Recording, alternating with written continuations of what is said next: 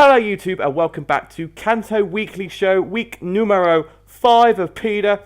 And this week, matching last week's video, so definitely do check it out if you did miss it, because there's some really good games last week. And obviously this is the first weekly video after hitting 100 subscribers. I don't know if you can see the balloon behind me. Look like this. It's the balloon. It's over there. But yeah, we finally hit 100 subscribers, so I want to thank you guys so much for that. I know I can keep going on about it, but I'm going to keep going on about it because it's me. But this week we have had some switch-ups to the league because we have 2 new replacement coaches starting this week. We have the Honolulu Holuchus coached by Kyle, who replaced... I can't remember who they... Is it bad? I can't remember who they replaced. Oh, that's so bad. Honestly, can't remember. Let me... No, that's... No. I can't remember who they replaced, but we've got the Holuchus coached by Kyle joining us, which you'll see in his first game. And we have the Boston Typhlosions coached by David, who is also new to the league. So hopefully they can... I think both those coaches were like near the bottom of the table when they replaced them. So hopefully they can like push those teams back up the table and like move into the yellow zone or the green zone. Who knows? Just stay away from that orange or red zone. That's what you want to avoid. But we'll just kick into this video, and we'll start with the first game, which we have Kyle of the Honolulu Holuchus versus the Pure Pidgeots coached by JJ. Now, up till last week, the Pure Pidgeots were unbeaten. I think 3-0 so far. But then last week they lost to the Snow Starlets versus Sean, and they're now 3-1 now. And the Honolulu Holuchus were near the bottom of the table. I think they're in the orange zone when Kyle took them over. So hopefully either JJ's going to redeem that loss last week and push on for the playoff spots, or the new boy Honolulu Holuchus will climb out of that orange zone. And Honolulu Holuchus, I'm saying Honolulu Holuchus too much, but you're rocking Blacephalon, Azumarill, Porygon Z, Alola Muck, Staraptor, and Garchomp. Whereas the Pure Pidgeots are rocking Mega Latios, Heatran, Greninja, Darmanitan, Alomomola, and Cofagrigus. Now, bulky Alomomola, bulky Cofagrigus, good defensive core there. Obviously, Garchomp can put in the work, minus the Greninja, because it can have Rocket and Ice Beam, or the bulky Alomomola, because it can provide an Icy Beam or something. Icy Beam, and obviously Cofagrigus is the bulky boy. Staraptor, besides,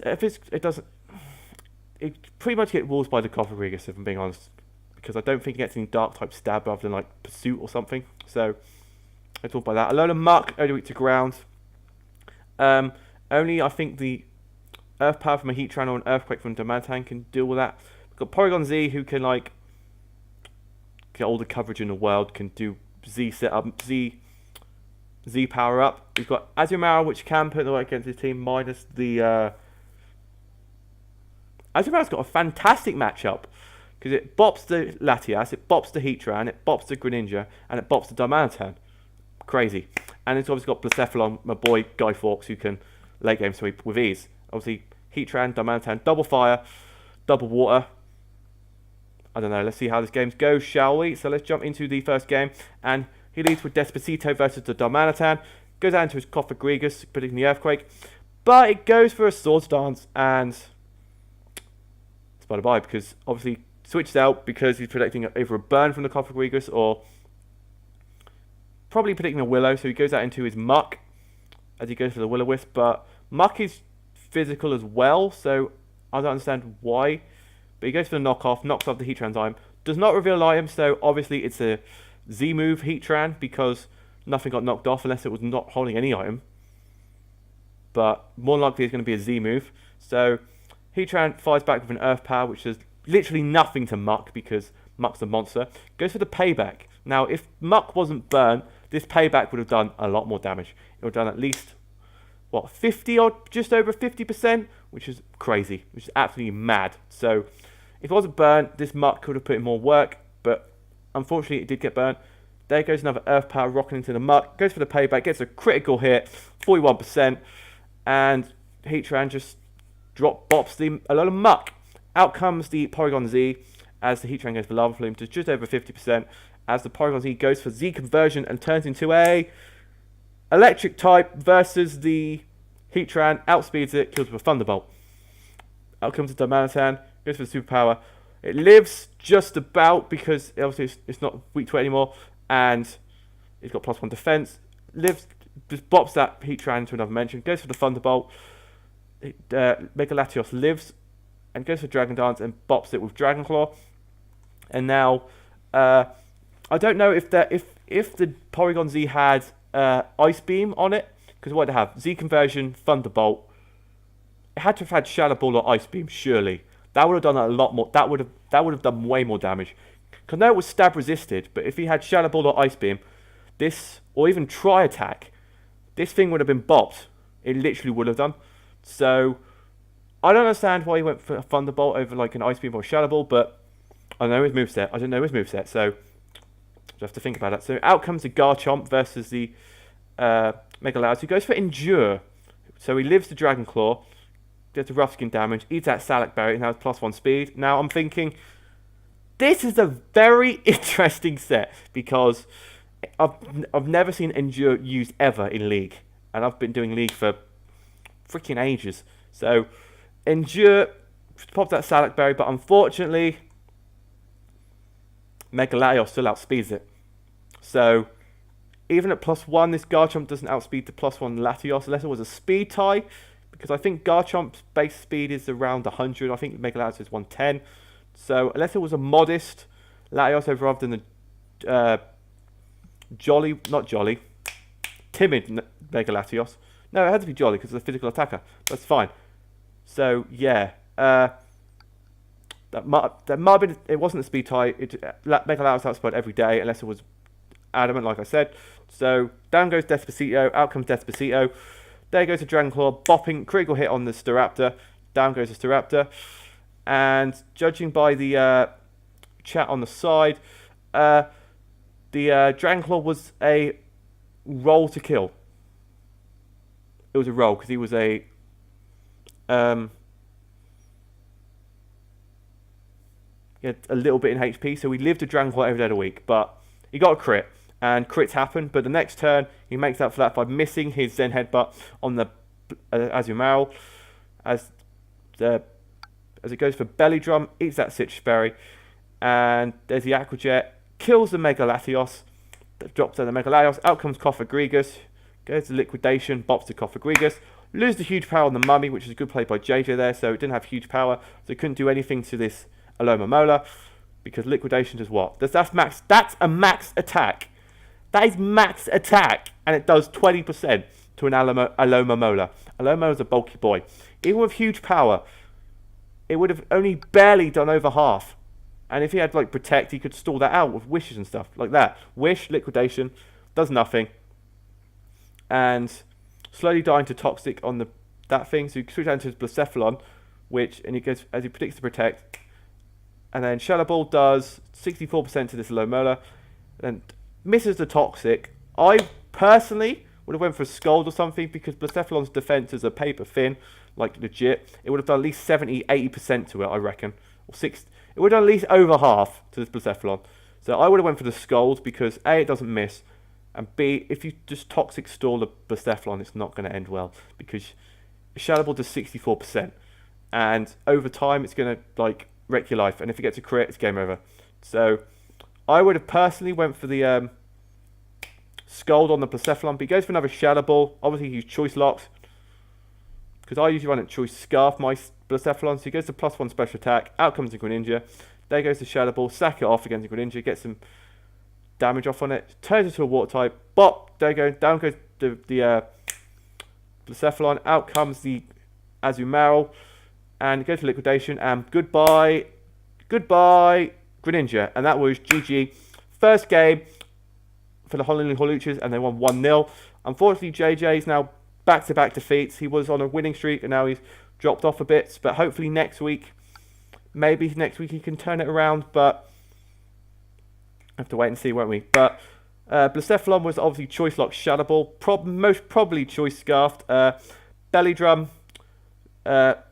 Azumarill, definitely MVP, getting 3 kills, not dying, obviously. Porygon Z was Z Conversion Thunderbolt. Once again, if it had an Ice or Ghost type move on it, That would have been a better play than click on the Thunderbolt versus the Mega Latias. A load of Muck, Payback, would have done more in the battle if it wasn't burned, obviously. And then Garchomp was Swords Dance, Endure, Salak Berry, which was a very interesting set. Maybe we'll see that again in one of the future weeks in PIDA, where it will put in work, but it didn't really this week because obviously Mega Latios was +1. But if it wasn't, it would have put in the absolute finest of work.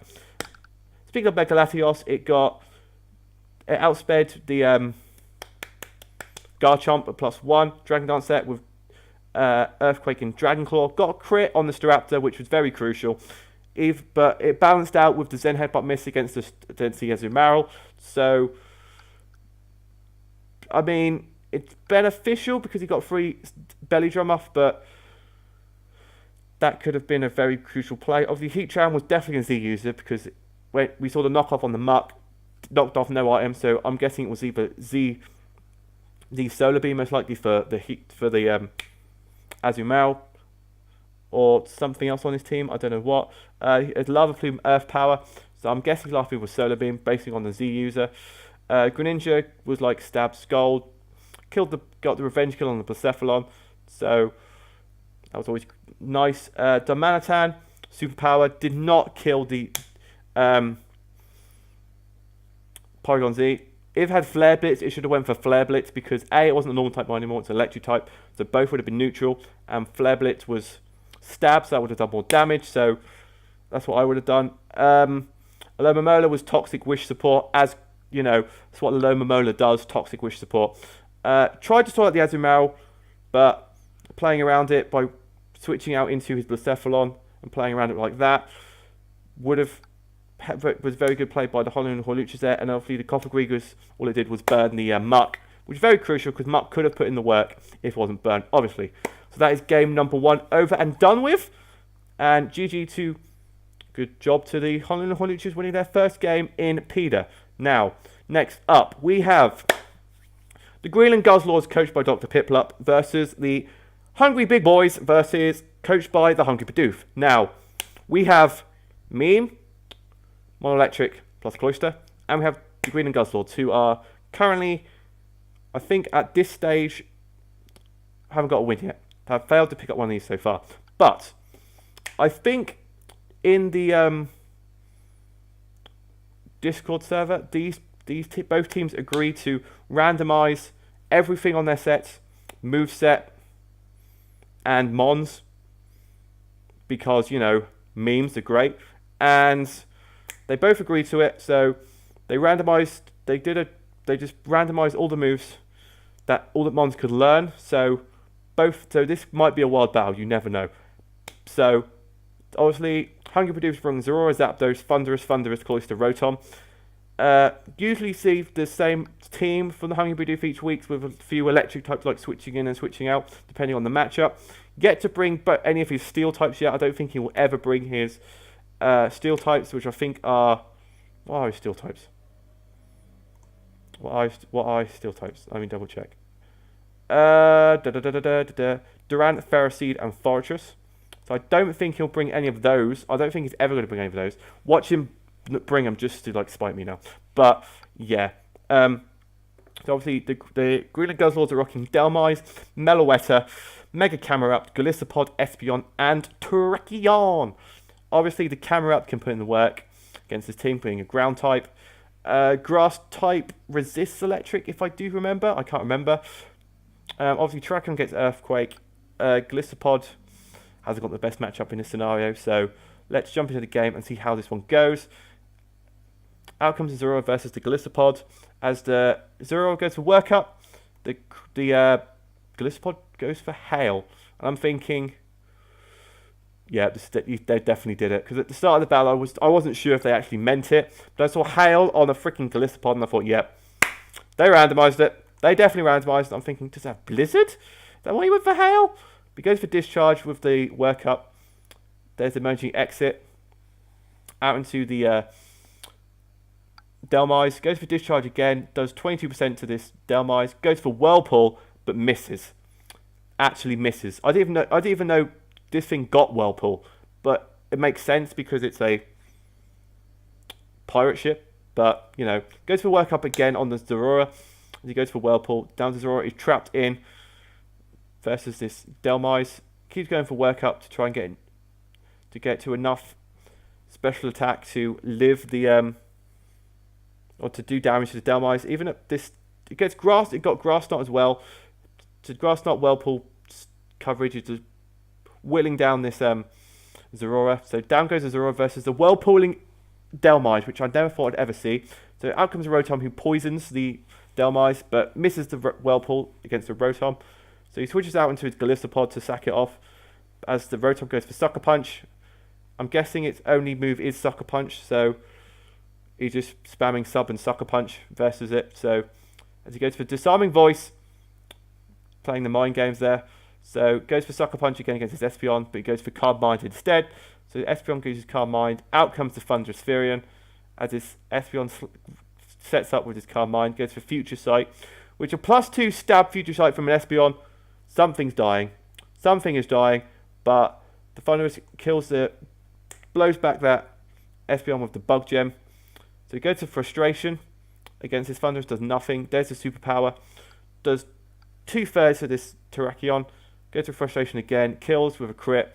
I don't think that crit mattered because it was -1, but hey ho. And then Terrakion goes for Sandstorm versus the Rotom. And the Future Sight didn't hit, which was very... So even if he did live the hit with the Thunderous, it would have died to a +2 Future Sight, which is amazing. So Disarming Voice from the Rotom as he switches out into his Extreme Camel. Gets a Poison on to make a Camerupt as the Sandstorm buffers them both down. Out comes the Thunderous. Out comes the Mega Camerupt. There's the Rock Slide. Does 86% Sandstorm damage, whittling down the Thunderous as well. Out comes the Meloetta as the Thunderous goes for Confide, lowering the special attack of the Meloetta. Keeps going for Confide as the Meloetta goes for Psybeam, gets a kill. Gets healed from the Shell Bell, and down goes both Thunderouses off for the Hungry Bidoof. Out comes the Zapdos. He goes for Double Team, misses the Toxic because of the Double Team. Then goes for Discharge, which does nothing to this Meloetta. So this Meloetta must be a bulky set, or the Zapdos has got no investment in special attack whatsoever. So Discharge keeps missing the Toxic, misses it 3 times. There's a counter. There we go. 4th time's the charm. 4th time's the charm. Goes for Discharge again, lives on 5%. Goes for Rest, and oh my god, this Meloetta set's disgusting. Well, Toxic Rest Meloetta, Snore, Toxic Rest Snore Meloetta. My god, what, you never see this anywhere else. So out comes the Mega Camerupt. Discharge does nothing to make out, obviously, because it's immune. Goes for Roost as misses the Rock Slide because of the evasion boost, and then out comes the Devious versus the Zapdos. Roost up again to back up to full health. The Toxic damage is starting to stack up on this Zapdos. Whirlpool's trapped it in, so he's Toxic trapped in. So he's trapped in. All he can do is Roost, and Dr. Piplup is playing a very good Toxic stall game, even though all his moves are randomised and have control of the team. But the Devious goes to return against the Zapdos. Zapdos dies to the Toxic, with the means Meloetta picks up that kill. Out comes the Meloetta versus the Rotom, who goes for Telekinesis. And Disarming Voice comes through, and Sucker Punch from the Meloetta comes in. He poisons the Rotom, so the stall is real. Out comes this thing, poisons that. Out comes Tucson Terrakion Bully. Sucker Punch again versus that thing. Goes for the Z Sandstorm, gets the +1 speed. And Toxic damage, wrecking on both sides of the field. Sucker Punch again as he goes for Swords Dance, but just dies to the sand. So he's just sacking off Mons to let Meloetta be able to do its job with the Psychics and whatnot and the Toxics. So there's last but not least is the Cloyster, who can potentially sweep depending on his moveset. Goes for Double Edge, can't affect the Devious whatsoever. So there's the Aurora Beam. Devious lives on like 4%. Go for the Synthesis because Sandstorm up does nothing healing wise. There's another Aurora Beam. Down goes the Devious. Out comes the Meloetta. Misses the Toxic as the Cloyster goes for Rage. Cloyster is now poisoned. Goes for Double Edge. Does 38% to this Meloetta, who switches out into his Extreme Camel as he goes for Double Edge again.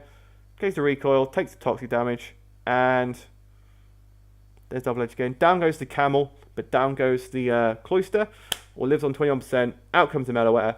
He clicks the rest button because he didn't want to risk the side being missing. So this is going to end up with a boom. There goes the boom. So if I don't know what could have happened. That was a very memey game. I honestly don't know what to say. It was just very memey. It really was. Obviously, the Delmise was well pull returns, Divious and Grassnut. So trapping on the Mons, allowing Meloetta to toxic everything was very good. I want to say it was planned, but it wasn't planned. I can't say anything. Meloetta had Side Beam, Rest, Toxic, and Snore. Very stally Mon. Obviously, Megacaptor had Rock Slide Miss. Glisopod did nothing apart from set up Hail. Espeon, Carmine, Future Sight did nothing because the Future Sight didn't actually hit anything. And then Terrakion was Frustration, Z-Sandstorm, Swords Dance. Pretty much did nothing as well. Zorora was Work Up, Discharge. And could have put in the work, but Meloetta was a bulky boy, and so was the... Obviously couldn't hit the Mega Camerupt.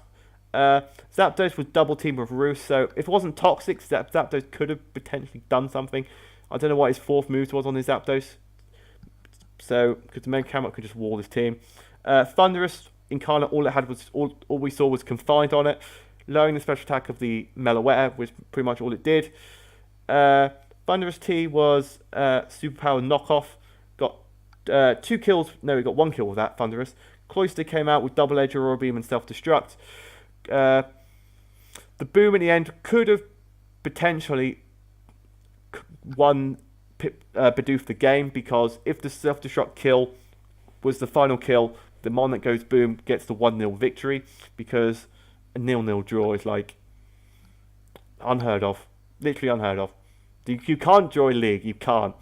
Unless it's going to be that one game where it actually happens, and I'll be like, what do I do? What do I actually do? And Rotom with Toxic, Sucker Punch, Disarming Voice.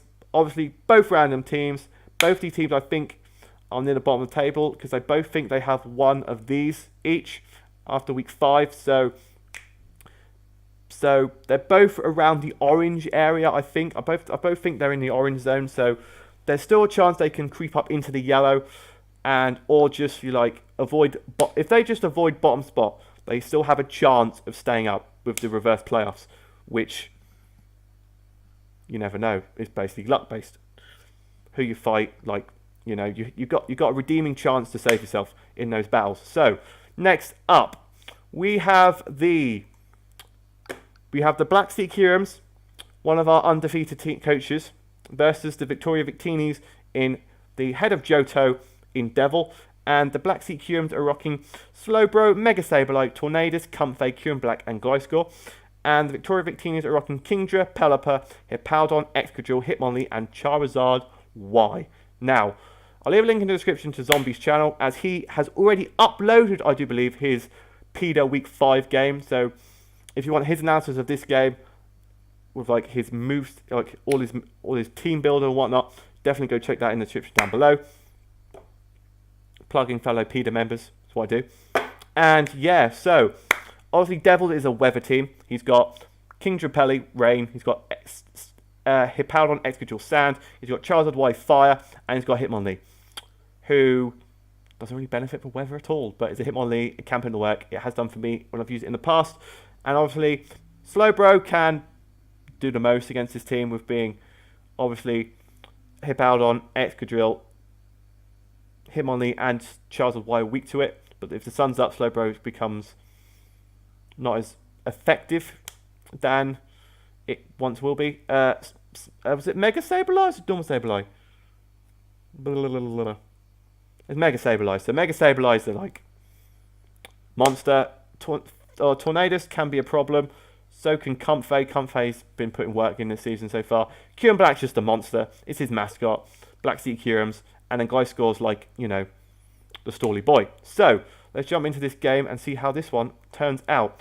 So he leads with the Hippowdon versus the Curum Black. And the Curum Black goes for sub, as the Hippowdon goes for Stealth Rocks. So Stealth Rocks were a bit obvious play from the Hippolyta there. Ice Beam does about 2/3 to this Hippowdon, but goes for the Rock Slide against the Q and Black. Out comes the Pelipper. Set up that Rain. Does a lot to this Pelipper. Down goes Nigel. Nigel goes down. Out comes Jumpman, who as Domi just switches out into his Mega Sableye. So, which is pretty much useless against the Mega Sableye with his Hitmonlee, because unless it's got like knockoff, it can't really touch it. So out comes Poseidon versus the Mega Sableye, as he gives a Critra. It's a Critra in the rain. So there's double bluff, because he could have prepped for Swift Swim Kingdra, but he brought Critra. And Recover, Focus, and his Surf is not going to kill this Mega Sableye. This is a crit. So he goes out into his Slowbro as he goes for Surf. Does 32%, even rain boosted. Out comes the Comfey. And there's a Surf. Critical hit, because obviously it can't hit with a Draco. So goes for Synthesis. Goes for Surf again. Does 30%. So he needs a crit to kill this thing. There's a Draining Kiss. Goes up to 8%. Poseidon's on like low health. There's a crit. So if it didn't go for Draining Kiss, the Comfey would have been gone. But it goes for Synthesis this time. Goes for Surf. Gets a crit. Down to 39%. And there's a Synthesis. There's the Surf. Another crit. Another crit. Draining Kiss. Down goes the Poseidon. And Comfey's back to 61% health. 67% health. So out comes the Charizard Y versus the Comfey. And Comfey, Charizard Y goes for Tailwind. Devil's brought this before, many weeks before. So very good set to like make sure everything outspeeds. Gets a crit on the Draining Kiss, which does nothing to this Mega Charizard Y. Goes for the Flamethrower, just blows this Comfey back. Just blows it back. Out comes Slowbro. It's a good play by Zombie here, because he baited the Solar Beam on the Slowbro, so he switches out into his Tornadus. So the Charizard Y would go for Slowbro. No, Slowbro, Solar Beam, stalling out the Tailwind turns, stalling out the Sun turns, and stalling out the Toxic damage on the Charizard Y.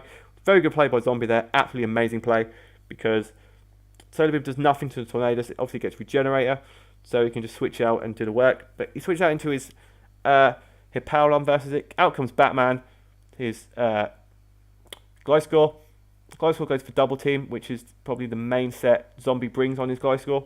So usually bring Double Team, Baton Pass, whatnot. So he goes to +2 evasion on his Rock Slide. Goes to +3 evasion. Misses the Rock Slide again. So this is what PIDA is all about. Gets the Baton Pass, switch out into his Mega Sableye, and I'm thinking, this is a Mega Sableye with +3 evasion. It's not going to die. Misses the Earthquake. Goes to Recover. And I'm thinking, oh no, this is game. This is game. Gets the Earthquake. Does 35%. Does Toxic, the Sandstorm damage is rocking up. But he laid double Earthquake, even at +3. And down goes that Mega Sableye. So you can't always trust Double Team, because it can always, it's Pokemon.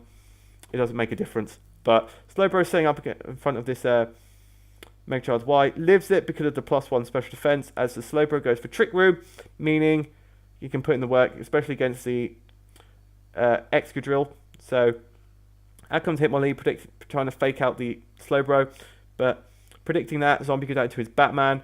He goes for the Earthquake, which is just over 2/3 to this thing. Gliscor goes for Knockoff, which is nothing to this Gliscor. Goes for Bullet Punch, just so it could get some damage off of it, chip damage off of it before the Gliscor dies. So turns out that Earthquake was a roll to kill. It was a 6% chance to roll to kill, so very unfortunate there for the Devil Gamer and the Victoria Victinis. But what could it actually done back? Ironhead flinches, because it can't hit an Earthquake. Rock Slide is neutral, and so the only player there was Ironhead. And unless he got an Ironhead flinch, which was more likely than that killing, may have turned the game around in his favour. Maybe, I don't know, but we'll see. But out comes the Hippowdon versus the Batman. Batman goes for Earthquake. Rock Slide does nothing to this Gliscor. There's the poison heal damage coming up back off. Earthquake does nothing. Just goes for Slack Off, so you can just stall out. The Hippowdon can just stall out this this Gliscor every day of the week. You can just slack off, heal up back to health, and live 2 earthquakes. There's a double team from the Batman. Still adds the rock slide against the Gliscor. There's the baton pass out into the Q Black as the Hippowdon goes for rock slide, lands it, kills the Q Black, and down goes the Q Black. So out comes a Slowbro. You could just try to regenerate up into a Tornadus to the Earthquake. I don't know what actually Zombie's doing right now. There's a toxic damage on the because he just let Hippowdon kill 2 of his mons, and I don't know why. I honestly don't know why, because he could have just sat there with it in front of Gliscor and just done the most, because eventually the slack off would have run out and he could have just won, but that way. But I don't know. But maybe he just wanted the toxic damage on the Hippowdon just to speed up the process, because obviously points are more important in this league than differential. So sacking off 2 of his mons to make sure the victory goes to the Black City Qms is probably the best play by Zombie there. So obviously we're just stalling out right now, because the toxic damage is eventually going to kill the Hippowdon. And down goes the Hippowdon, and the Black City Qms win 2-0, remaining unbeaten in this league. Now, Slowbro got a kill. Carmine Trick Room lives the Solar Beam because of the Trick Room, because of the Calm Mind. Very good play by Zombie there. Mega Sableye predicted the Fake Out versus the Hippowdon. The Hitmonlee. I'm not concentrating right now. And obviously Calm Mind boosted up, got some evasion boosts, but the Hippowdon had its glasses on, so it just blew that Mega Sableye back. Tornadus T was died to obviously the Hippowdon, predicted the Solar Beam, so which is a very a fantastic play by Zombie there, absolutely amazing. And obviously sagged off so he could poison the Hippowdon to guarantee the victory at the end there. The Comfey was walling the Kingdra because it couldn't hit it with his Draco, and a Surf crit only did about 60% and with priority healing could easily just do the most against that Kingdra. Q and Black was sub Ice Beam, and obviously the Gliscor was double team, Baton Pass, Earthquake, Toxic Stall. So it Toxic Stalled the I think it's Toxic Stalled the Hippowdon, the Hitmonlee, and the Charizard Y, I do believe. So yeah, so Gliscor definitely MVP for that game. And obviously Critdra got 4 crits with its Surf, which was very good. Pelipper did nothing except set up the rain to boost the Surfs from the Kingdra. Hippowdon set up rocks, Rock Slide, killed Sableye by landing an Earthquake twice in a row, even at +3 evasion. So Hippowdon definitely had his glasses on. And obviously slack off to try and stall out as much as he could late game versus this Gliscor. So late game, Hippowdon did put in the work. Obviously, unfortunately, the Excadrill was a roll to kill. So at +2, it could have put in the work against this team, even if it was on like 2 or 3 HP, or whatever it would have been on. So hopefully, if that got a min roll, if it got a min roll, maybe the game could have been won differently, because obviously Hippowdon put in the work against like the Q and Black and the Tornadus. So possibly could have made a difference. I don't know. But you never know, do you? Obviously, Unbird and Bullet Punch on the Hitmonlee. Got knockoff. Got the Fake Out. Didn't do a lot in this game, to be honest. The Megazord Y was Tailwind, Solar Beam. Flamethrower. Killed the Comfey. That's pretty much all it killed. So yeah, that is game number 3, I do believe, of this PIDA Weekly Show. Now we move on to game number 4, where we have the Ottawa Garchomps, coached by Pesky Skitty, who are yet to win a game this season, I do believe, versus New Haven Nut, who are near the bottom as well, but have actually won a game so far this season. So obviously New Haven Nut are mono flying / levitate. So they're rocking Lati, Dojio, Gyarados, Rotom Heat. I think he pretty much brings the same. I think he's putting the same mons for like pretty much every single week, which is mad. But who knows? And all the Garchomps are rocking Azelf, Florges, Tapu Bulu, Rhyperior, Suicune, and Gengar. Gengar's a good breed because he's obviously got 3 Psychic types on the screen.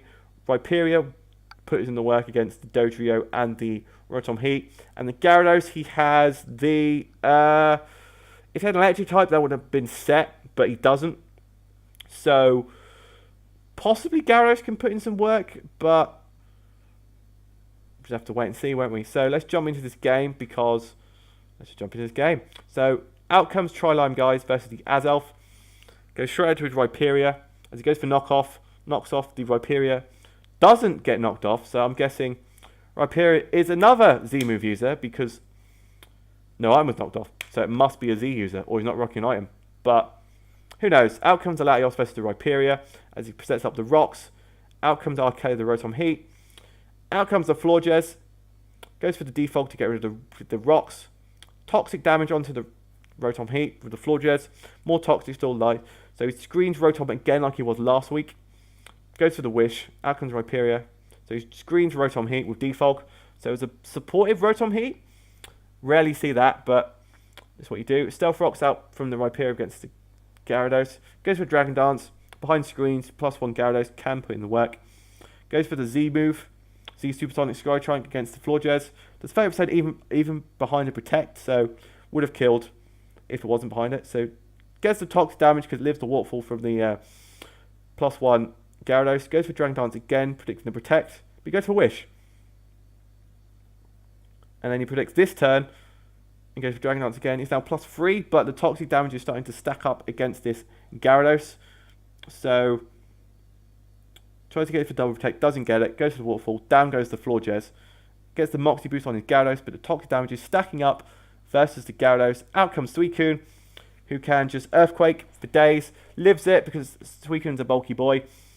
And Scald does nothing to this thing, and then toxic damage, down goes, and Suicune walls a Gyarados, because obviously bulky Suicune survived a +3 Earthquake from a Gyarados. I don't know if is this water? Is this water? I don't think it does it? No. So I would have went for the liquidation. Or Waterfall, sorry. Try and get a flinch, potentially. I would have went for Waterfall, if I'm being honest. But that's just me. But you know, see how it goes. So we can go to the Ice Beam against the Latias. Even at +1, it lands the Ice Beam. Evasion. Goes for Calm Mind. Goes for Calm Mind itself against the Suicune. So both Calm Minding up. Goes for the Ice Beam again. Lands it even with the +1 Evasion at +2 Special Defense. Out comes the Gengar as the Latias goes for Roost. So I'm guessing it's stored power set.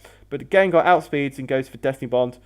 And down goes the Latias, which could have potentially sweep the team if that wasn't for that Gengar play, which is a very good play by the Garchomps there.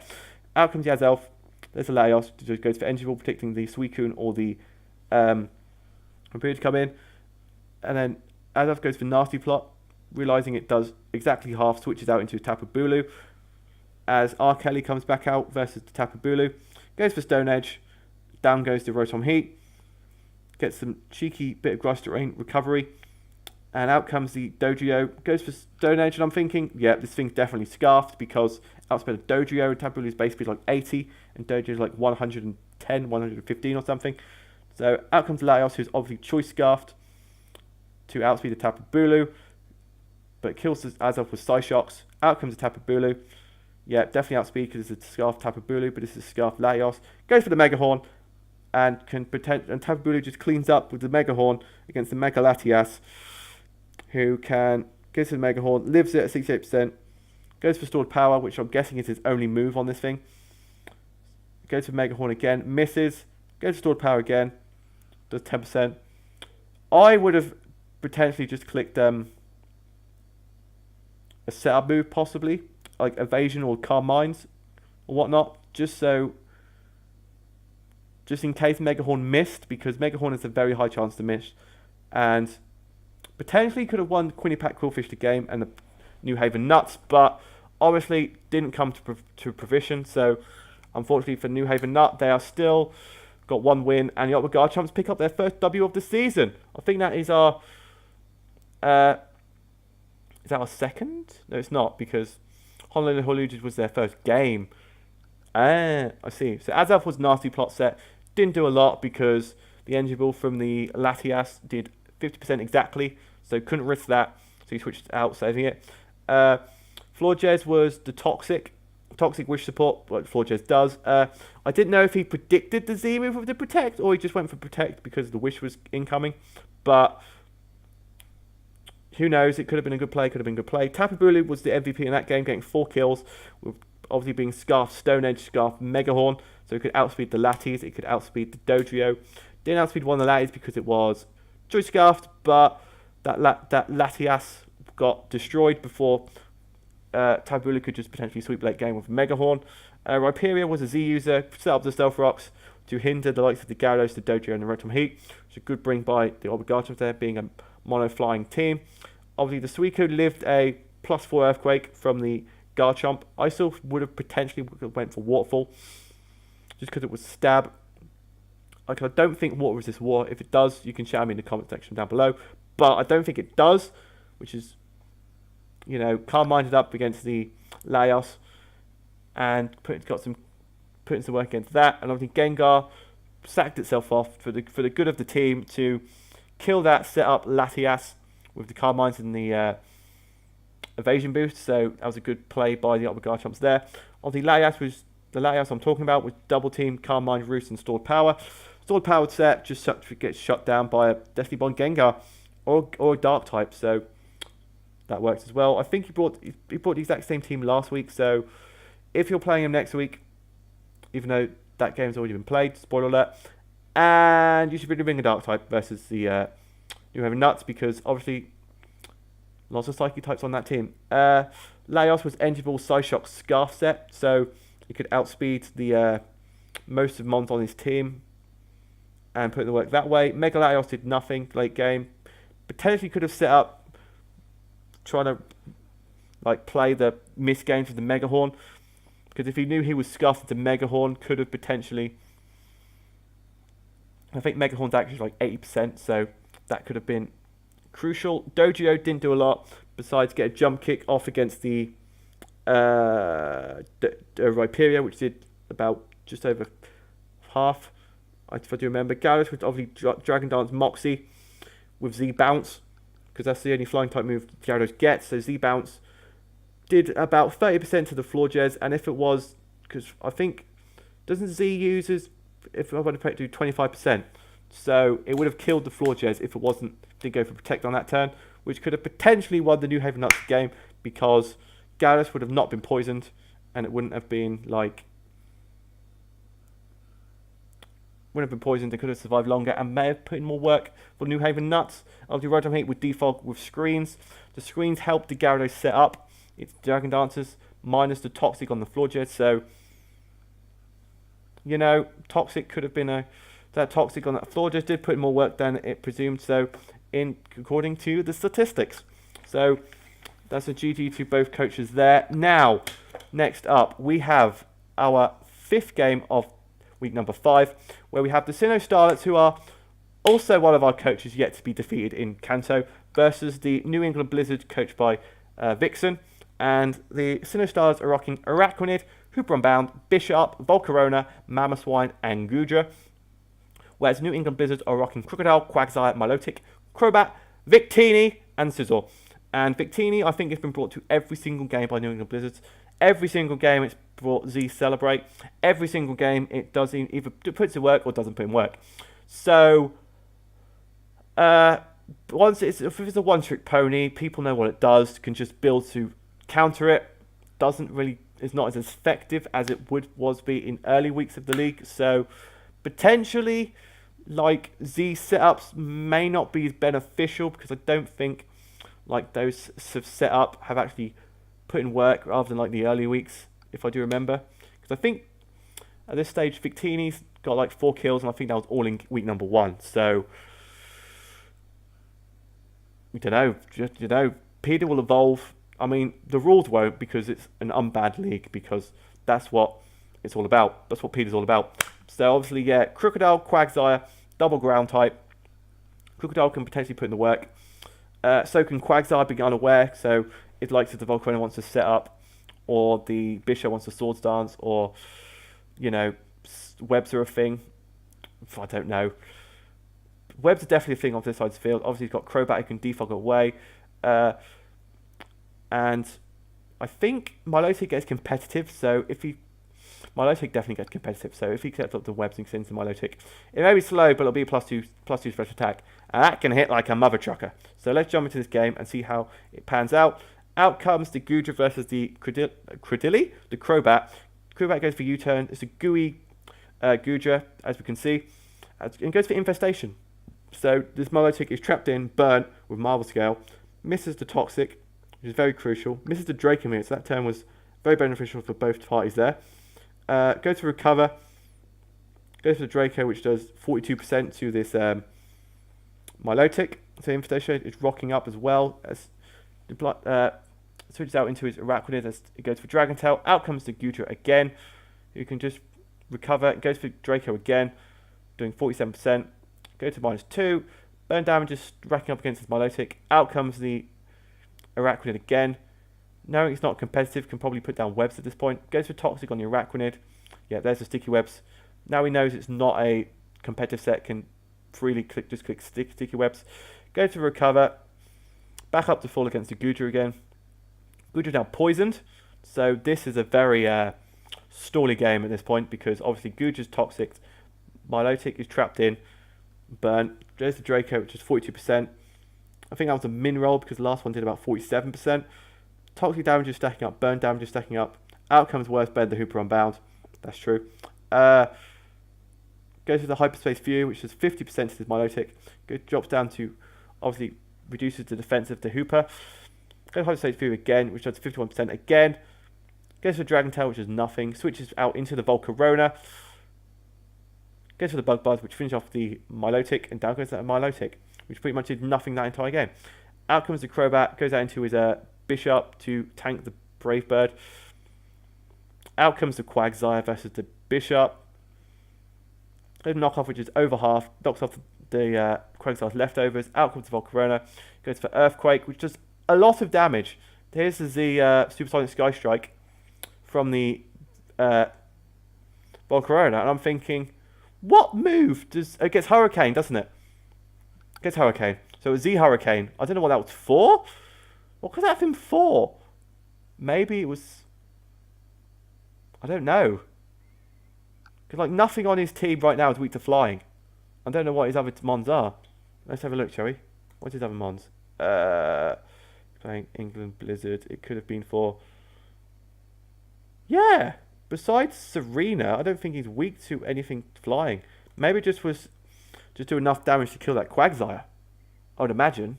But he could have had Giga Drain, which could have dealt with that. I don't know. Maybe it's for like a... I don't know. Z Hurricane was there for something. If Sean is watching, he'll let me know in the comment section down below.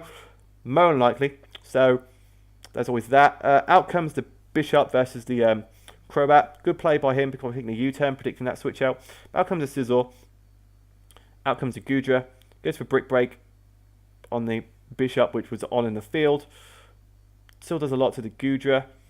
Goes for the Bullet Punch. The Scizor knocks out that gooey Gudra. That's a mouthful. Gooey Gudra. So, Scizor's now at -4 defense. Speed, sorry. Bullet Punch just about lives. The Mammoth just about lives. So, Sean probably calced that so he could live a Bullet Punch from the Scizor. So, he could get the weakness policy off on his Mammothswine with the rocks up. Can potentially just sweep the rest of this game. Because Earthquake and +2 is going to wreck everything on this field. Out comes the Crobat. Ice Shard just blows it back at +2. Out comes the Victini. Mammothswine outspeed and go for Earthquake. It'll kill that. And so with the Crocodile, it will outspeed that. Gets the Intimidate drop off, so it's only +1. Gets the Astral Crash. Gets a crit. Kills. Probably would have killed even without the crit.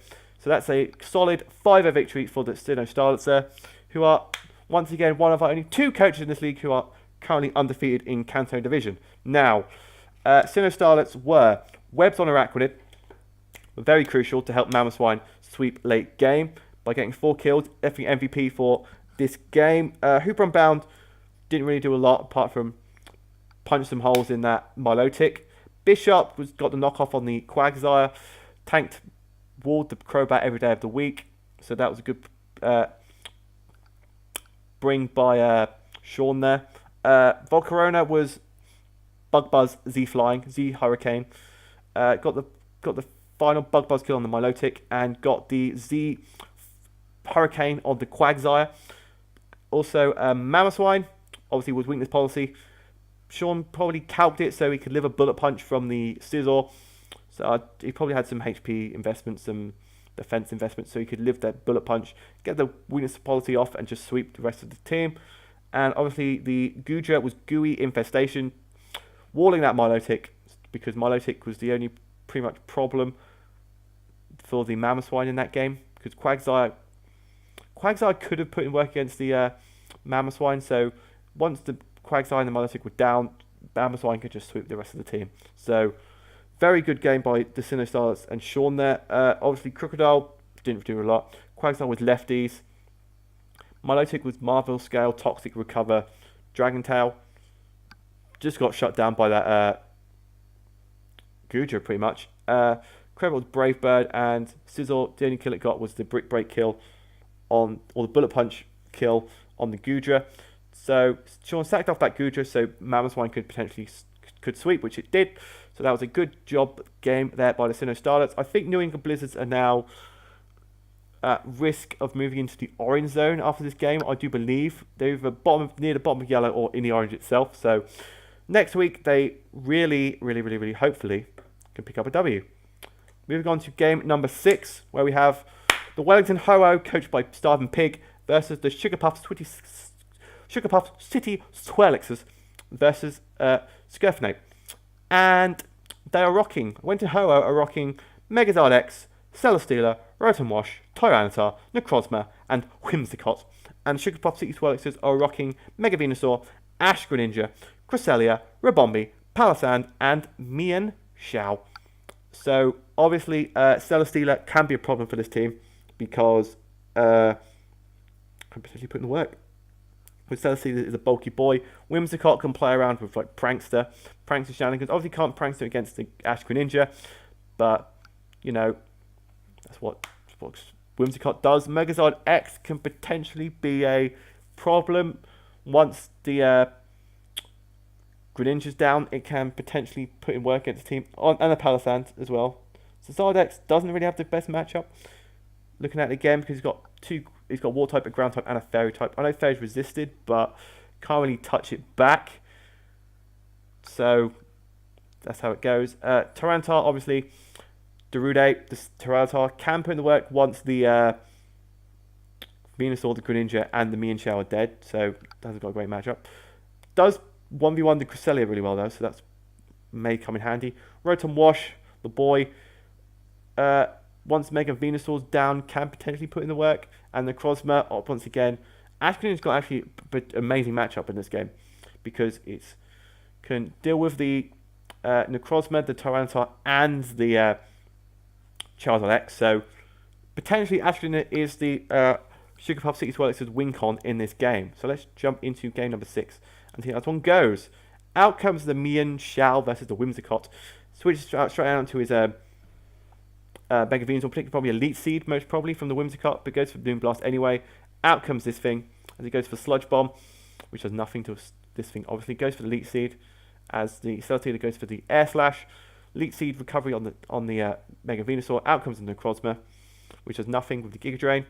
Because Necrozma's the bulky boy, predicting a Psycho type move, goes out into Cresselia as it goes for Rock Polish, and immediately I'm thinking, yeah, this is a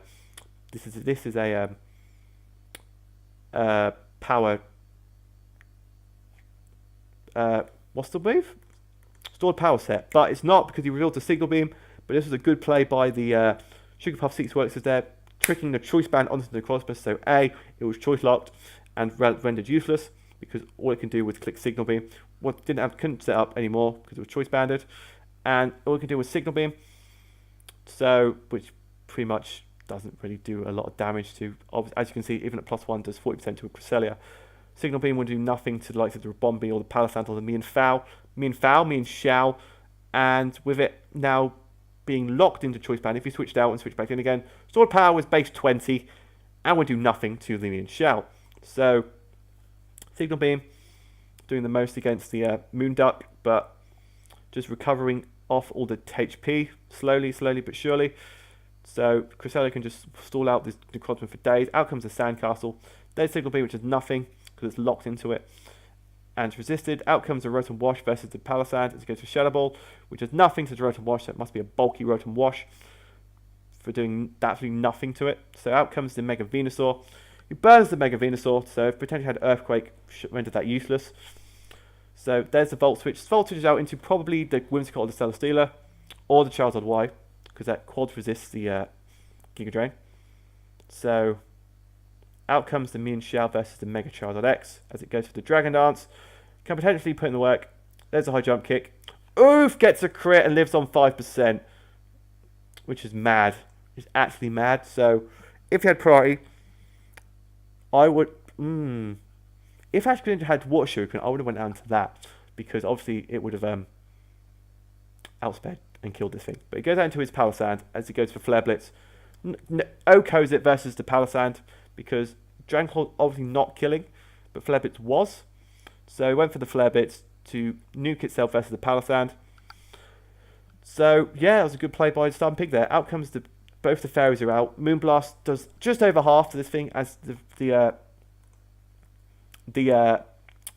Whimsicott goes for, well, I'm guessing it's HP Poison, potentially, because it did that much to the Whimsicott.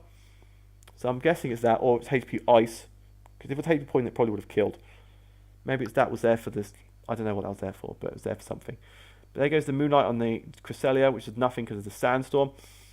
So he switches out into his Rabombi versus this thing, goes for the Crunch, resisted but still kills. So down goes to Rabombi. Out comes the Ash Greninja, goes for Low Kick, which is just over half to this Tyranitar. And as he does that, he switches out into his Sticky Sheep. He goes for Low Kick again. I would have potentially thought he would switch out, I don't know. I wouldn't have clicked Low Kick again because he knew Low Kick was coming. It would have OHKO'd the Tyranitar. So I think he would have went out into this thing on the Necrozma. So I would have went for probably a Dark type move or a Water type move. Because Water type move would have killed this thing at this low health. And Dark type move would have potentially killed it as well and would have been super effective against the Necrozma. So that's what I would have done. But Whimsicott U-turns out against the burnt Venusaur. Out comes the Celesteela. As it goes for Sludge Bomb. I don't know why he went for Sludge Bomb there unless he thought he was going to switch out into the Whimsicott, taking the Leech Seed. But the burn kills the Mega Venusaur, goes for the Hydro Pump, goes for the Air Slash, Celesteela gets another kill, gets a Beast Boost to its special defense, and out comes the Moon Duck, which is Moonblast, which does nothing to the Celesteela because obviously it can't touch it. There's a Toxic Stall, and we end the game with Toxic Stall Celesteela because Moonblast is doing nothing. Obviously it doesn't have a Psychic type move. There's the Leech Seed. So eventually this Moon Duck drops. There's Protect. There's the Moonblast. Obviously, he misclicked against Celesteela with the Mega Venusaur because he just put in the chat. So wasn't predicting the switch out into Whimsicott there. Just pressed the wrong button. Only meant to click Leech Seed. If this thing was Leech Seed, potentially could have been a possibly could have been a different outcome, but you never know. But Wellington Ho there getting a 5-0 victory. Megazard X. Double Dance, Dragon Claw, Flare Blitz, nuke. It nuked the Palisand because potentially it couldn't have OHKO'd it any other way, and he didn't want to risk. He just wanted to get that thing out there because Charizard X was on like 5% health, so that was rendered useless the rest of the game. Celesteela was just Toxic Stall at the end. Got there /kill against the Greninja and put in the work. Rotom Wash got a Will-O-Wisp, burnt the Mega Venusaur and got a kill. Tyranitar crunch kill on the Rabombi. Necrozma was Signal Beam, Calm Mind, Rock Polish, stored power set. But the Choice Band switcheroos with the Cresselia was a very good play by the Sugar Puffs, Sweetie Swirlixes there. Toxic Recovery and Moonblast. Potentially was just a bulky boy there. Rabombi was HP Poison, more likely HP Ice because if it was HP Poison, probably would have killed that Whimsicott. Unless it was like, it wasn't, was it a Assault Vest? Yeah, It might have been assault vested. I don't know. But it did live. It lived the HP power, whatever it was. Palisand got a kill for the recall damage kill on the Mega Charizard X. Me and Shao got a crit high jump kick, which nearly OHKO'd the Megazord X. This is why me and Shao's a monster, because AX resisted and a crit still nearly OHKO'd it, so which is amazing. Ash Ninja had low kicks for the likes of the Tyranitar and did just over half, so potentially was a good go bring. And the seeds on the Mega Venusaur, obviously Leech Seeds and the Misclick did possibly. I don't think it would have won him the game, but it would have made the differential a lot less. So it's always next week. Waves of Ho are now, I think, pushing for those playoff spots behind the two unbeaten coaches. And Sugar Pop 6 Waves, I think, are in the yellow zone, I want to say, believe. But we can look at that table after we've looked at our last two games, which are Week 7, which we have the Boston Typhlosions versus the Boston Cyndaquils. So it was the Boston Derby, the Boston Gen 2 Firestarter Derby, versus David, who is a newbie to the league, replacing Hacker, I do believe. And we have the Boston Cyndaquils coached by Dylan, who early season was doing well, but now he's like mid-table-ish. So it's going to be a good game, And obviously the Boston Typhlosions are rocking Tapu Koko, Tangrowth, Garchomp, Mega, Jirachi, Alolan Ninetales, and Hawlucha. And the Boston Cyndaquils are rocking Landorus, Firion, Incineroar, Dragalge, Reuniclus, Kommo-o, and Diggersby. So let's jump into this game and see how this one goes. Out comes the Mega Garchomp versus Incineroar. There's the Intimidate drop. Goes down to Landorus to get the double Intimidate drop against his Mega Garchomp as it goes for the Stealth Rocks. So it's obviously not with a bulky Mega Garchomp. You turns out into Incineroar, so it's now -3 attack. There's the Hidden Power Ice, which is probably there for the Landorus. Goes out into his Landorus again to get a -4. Goes to HP Ice. Barely lives. There's the Earthquake as it goes to Hidden Power Ice again. So Mega Garchomp kills the Landorus with Hidden Power Ice. Never thought I'd see that day coming. But it's Mega Garchomp now like -5, -6 attack. Garchomp goes for the Earthquake, which does nothing. Out comes Reuniclus. You switch that into his Alolan Ninetales as the Reuniclus sets up his Calm Minds. And this is like, what's going on now? But Alolan Ninetales has Encore. So shutting down this Reuniclus as it sets up his Aurora Veils.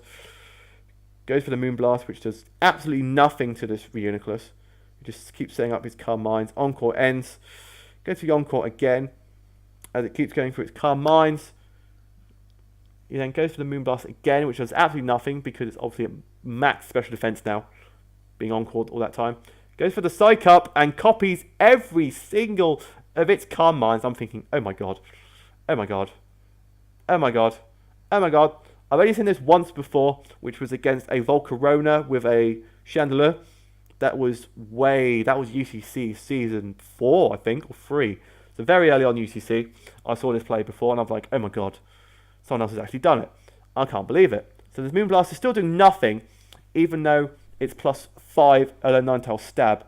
But obviously Reuniclus is now like that. So out comes the Dragalge as it goes for the Moonblast. The Dragalge lives the hit. There's the Sludge Wave to 30%. Gets the poison on the Sludge Wave, and it's like, okay, this Alolan Ninetales could have swept, but it probably will still, even with the poison damage. But out comes the Diggersby. He goes for the... Was thinking, oh, it must have quick attack, but it doesn't. But kills the Diggersby. Out comes the Kommo-o with the poison damage. There goes the Moonblast. Down goes the Kommo-o. Out comes the Incineroar. He dies to the rocks, and that is GG to the Boston Typhlosions, who got a sweep, a 4-0 sweep with the Alolan Ninetales, with a little help from Garchomp with the rocks against the Incineroar and the Landorus Firion, putting the absolute finals to work. Because Jirachi, Tangrowth, Tapu Koko, and Hawlucha did not hit the field. Did not. They didn't. So that's basically Boston Typhlosions only using 2 Mons, getting a 6-0 victory, which is a very, very good game for the first game for David. Obviously, Mega Garchomp was Rocks, HP Ice.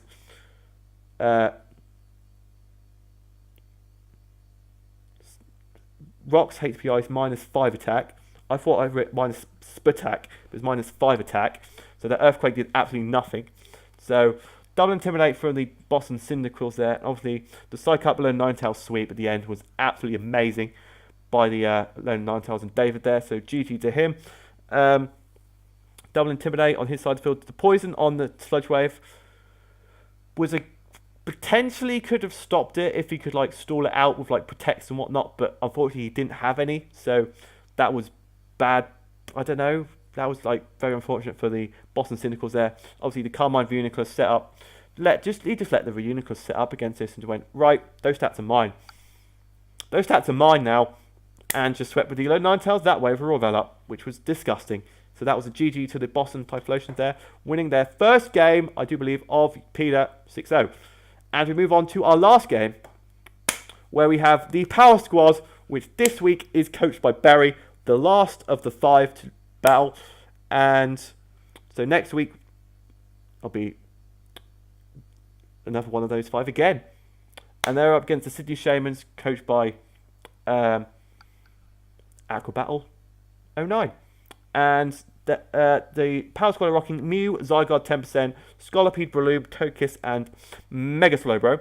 Whereas the Sydney Shamans are rocking Mega Pidgeot, Zygarde, Tapu Lele, Slurpuff, Vaporeon, and Infernape. Now, judging by matchup, Tapu Lele can put in the work against this team.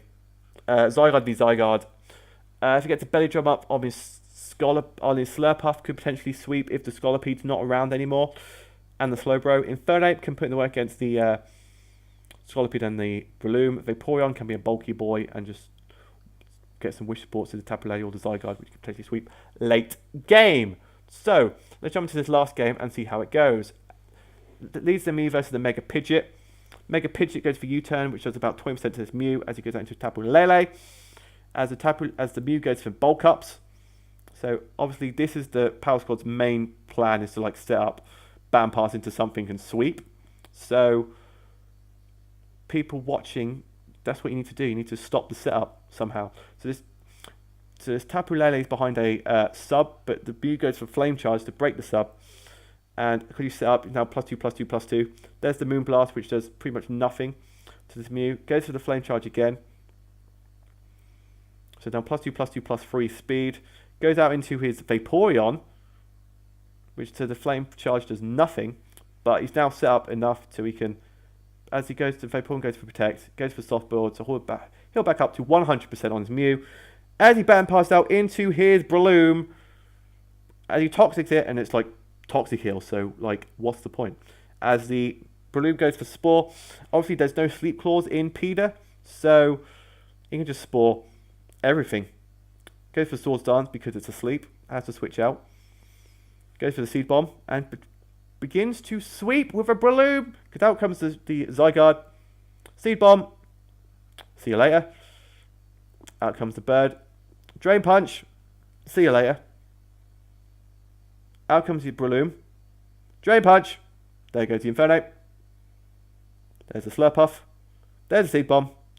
Goodbye, Slurpuff. Out comes the Vaporeon. There goes the Seed Bomb.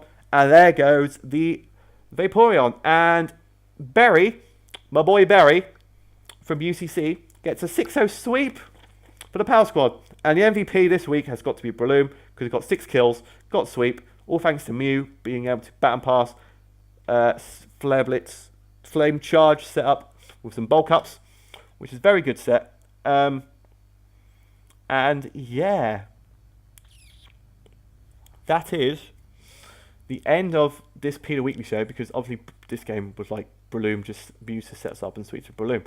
So we look at the table after week number 5, and we see we have the Sinnoh Starlets and the Black Sea Curums undefeated with 5 wins, playing 5 games. Sinnoh Starlets have got a higher differential, +20, compared to the Black Sea Curums, +15, but still, next week we'll see how that goes, because they both play in week number 14, I do believe. So if they're still unbeaten by that stage, that's going to be one hell of a game. That could be one hell of a game.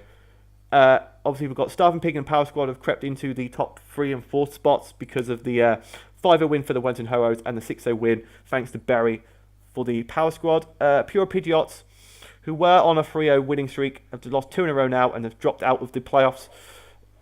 And I've got a 9 share the 9 points with the Victoria Victinis and the New England Blizzards.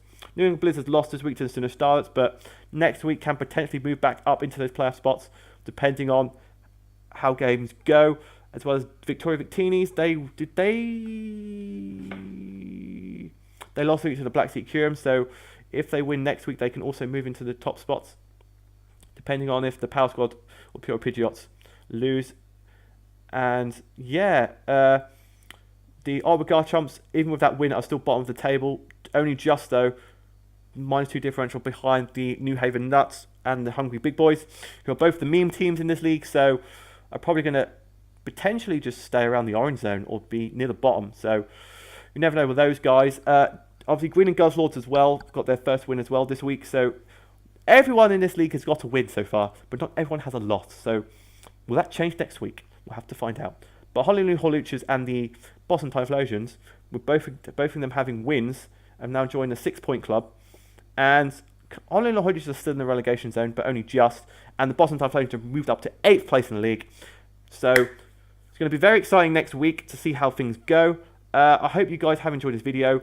All these videos have been about an hour long, because they usually are. Obviously, there's been comments about being shorter, being longer, but I like to talk about stuff. My mouth's really dry now because I've talked so much, but thank you guys so much for watching, and make sure to like, comment, and subscribe as always down below. Thank you guys for watching, and I'll see you guys next week. Bye!